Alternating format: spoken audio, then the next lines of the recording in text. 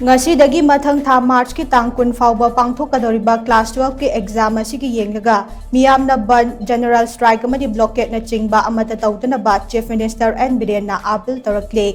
hiram asigi mathangda Chief Minister N Biren na video gi khuthangda thadorakpa appeal aduna hai Mahiroi Singi punsida yamna maru oiriba class 12 ki exam asida saruk yariba mahiroi khudimakta mahakam sung lenga ki maikaidagi yaifa paujal pizare asigumba aruba exam asida saruk yariba mahiroi singda makalamatagi ayet apan pidanaba aikoi khudimakna khona binase maru oina Bandh general strike amadi blockade na Chingba singase exam manungda yariba makai Toubiganu masina mahiroi singda mipai thabaiba amadi charangnaba fibam ama soidana ohelakane aduna makalamatagi Irang exam manung asida toudanaba khonase Haujik thokliba Irang asida ngasigi amasung tunggi mirol yaifanabagi damak aikoi thabak lepa yade ngasidagi haugadoriba exam asina mahiroi kayagi tunggi punsida anauba mayon ama pigadoribane masina afaba Manipur ama samgalakpada achauba mateng oigadoribane maram aduna mahiroi singi tunggi lambida maipaknaba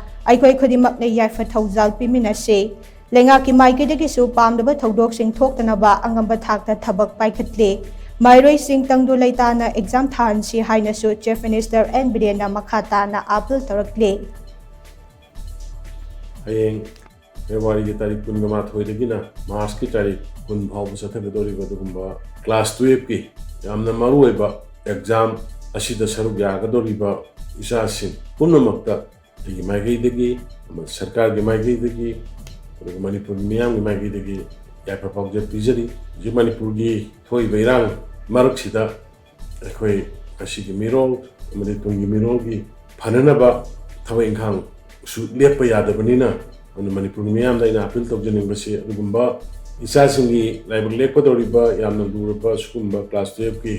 exam matam asida makhal amatagi Irang Bandh Blockade aduga angang singda mipai be aba thagat pe aba magi lairik ki lamda Lairik pabada akaiba pigada makhal amatagi thabuk thawngsing tawbidanaba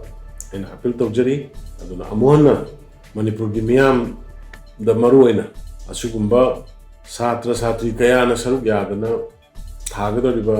class 12 ki parikha sidaida mangol pibiba mayam changana makoibu akoi gi tungi lambi da mai pakpa oinanaba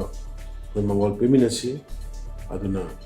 Ekoi sarkar gi site gi su yaringai pamdaba thodokjing thoktanaba section ba thabak thoramsing koi ayamana su lokhale adu hojik su lokot leptri adu miyam punamagna angang sing sa sing asibu parikha thabda santi leina phajana inga singna thananaba mangol oinanaba koi punamagna ishor khoraminasi loina mangol piminasi haidnai yatma paujel mangol paujel adu satra sing punamakta mangol oibu haidnai gi site gi haidna